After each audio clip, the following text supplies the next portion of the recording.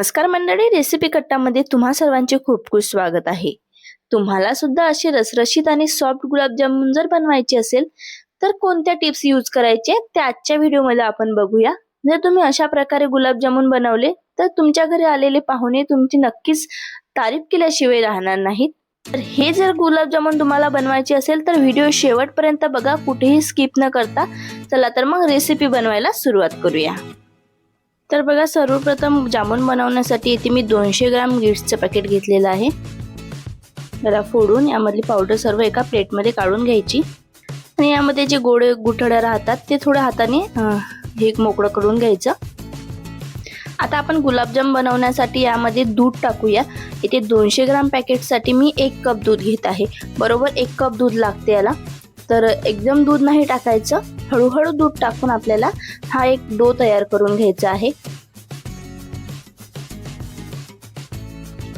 हाताने व्यवस्थित क्रश करून आपल्याला एक डो तयार करून घ्यायचा। इथे तुम्ही पाण्याचा सुद्धा यूज करू शकता, परंतु पाण्याचा न यूज करता तुम्ही दुधाचा एकदा नक्कीच यूज करून बघा, खायला खूप भारी लागतात गुलाबजामुन। अशाच प्रकारे सर्व डो आपल्याला व्यवस्थित हाताने क्रश करून तयार करून घ्यायचा आहे। जेवढं जास्त तुम्ही क्रश कराल तेवढं गुलाबजामुन बनण्यास आपल्याला छान अशी मदत होणार आहे। त्याच्यावर सुरकुत्या वगैरे पडणार नाहीत, म्हणून जेवढं जास्त क्रश करू शकाल तेवढं नक्कीच करा। आता आपण हा डो छान असा तयार बनून झालेला आहे आपला। याला आपण एक 10 मिनिटासाठी यावर झाकण ठेवून बाजूला ठेवूया। आता आपण करूया शुगर सिरप। त्यासाठी मी इथे 1 मोठी वाटी साखर घेतलेला आहे। जर तुम्हाला जास्त शुगर सिरप हवं असेल तर तुम्ही साखर वाढवू शकता, परंतु 200 ग्रामसाठी मी इथे 1 वाटी साखर घेतलेला आहे। पूर्ण गुलाबजामुनमध्ये व्यवस्थित जाईल तो। तर त्यामध्ये पाणी किती टाकायचं आहे तर साखरच्या वर 1 कांडाच पाणी टाकायचं आहे, जास्त पाणी टाकायचं नाही, त्यामध्येच आपला पाक व्यवस्थित शिजवून जाईल।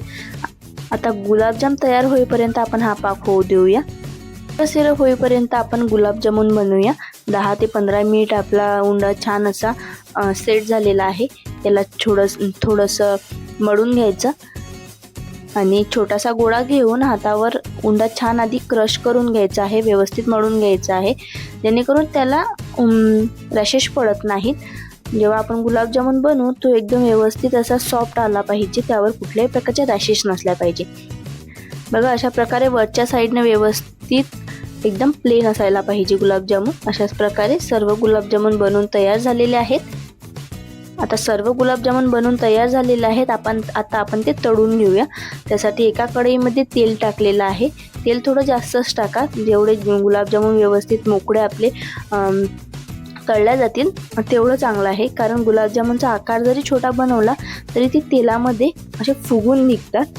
आता तेल केवढं गरम करायचं आहे, तेल अजिबात गरम नाही करायचं आहे। गुलाबजाम तळताना तेल अजिबात कडकडीत गरम नको, एकदम मंद असंच गरम पाहिजे की आपण बोट बुडवू शकू एवढं गरम करा, तेवढंच गरम करा ते तेल। आणि त्या तेलामध्ये गुलाबजाम तळायचे, तेव्हाच आपले गुलाबजाम आतपर्यंत व्यवस्थित होतात। आणि सर्व गुलाबजाम तळताना एकसारखा आपल्याला चम्मच फिरवत राहायचा आहे। तर अशाच प्रकारे सर्व बाजूने गुलाबजामुन हळूहळू फिरवत राहायचं आहे आणि एकदम मीडियम फ्लेमवर आपल्याला मंद आचेवर आपल्याला हे गुलाबजामुन तळून घ्यायचे आहे। बघा, सर्व गुलाबजामुन आपले व्यवस्थित असे बनून तयार झालेले आहेत। एकदम आतपर्यंत गुलाबजामुन मंद आचेवर जर तळले तर आतपर्यंत गुलाबजाम होतो, म्हणून तळताना याची काळजी घ्यायची आहे, हाय फ्लेम ठेवायची नाही। अशाच प्रकारे सर्व गुलाबजाम तळून घ्यायचे आहे। बघा, छान असे गुलाबजामुन बनून तयार झालेले आहेत। या साईडला आपला पाक सुद्धा छान झालेला आहे। एक तारी पाक बनवायचा आहे आपल्याला। पाकामध्ये इथे वेलची पावडर टाकायची आहे, इथे मी विसरली, म्हणून छान असे गरम गरम पाकामध्येच आपल्याला गुलाबजामुन टाकून घ्यायचे आहेत।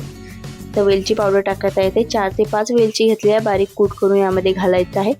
नंतर घातलं तरीही चालेल, कारण पाक हा आपला गरमच राहतो। याला व्यवस्थित मिक्स करायचं आहे आणि यावर झाकण ठेवून एक अर्ध्या तासासाठी झाकण ठेवून ठेवायचं। नंतर पाक सर्व आपल्या गुलाबजामुनमध्ये जातो आणि अशा प्रकारे रसरशीत आणि सॉफ्ट अशी गुलाबजामुन आपले बनून तयार होतात। बघा, आतपर्यंत पूर्णपणे पाक मुरलेला आहे आणि एकदम रसरशीत आपले गुलाबजामुन बनवून सुद्धा तयार झालेले आहेत. तर हा व्हिडिओ कसा वाटला, रेसिपी कशी वाटली तर एकदा घरी नक्की करून बघा. आवडली असेल तर व्हिडिओला लाईक करायला विसरू नका, शेअर करायला विसरू नका. तर पुन्हा भेटूया अशाच एका साध्या सरळ आणि सोप्या रेसिपीसोबत. तोपर्यंत धन्यवाद.